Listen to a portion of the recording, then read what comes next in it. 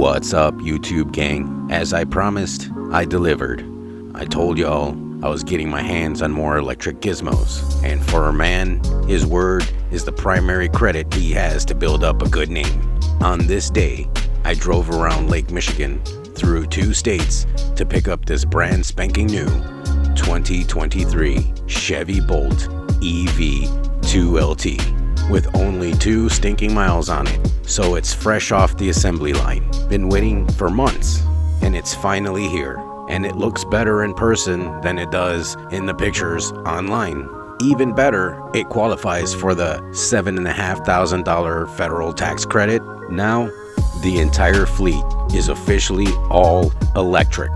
The only gas we have comes straight from our stove or from our ass. You'll never see me at a gas station again unless it's to pick up some soda pop.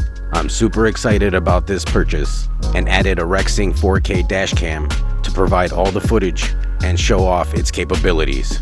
We're gonna get into adventures here in Chicago. I also want to show how one can use their main vehicle in conjunction with their e-bikes and save some money in the process. To add to that, there is another e-bike that can climb up to 52 miles an hour on the way. It's coming from overseas, so as soon as it arrives, the weather should be okay for riding. Anyhow, now I have to go register this EV here in Illinois, so we'll see how much the city of Chicago will rob me for. Those corrupt, greedy bastards. Beyond that, there will be more ride-alongs with this 2023 Chevy Bolt EV 2LT. It was a long day for me, so I got in some really quick shots as the weather wasn't really good and I had a long ride ahead of me.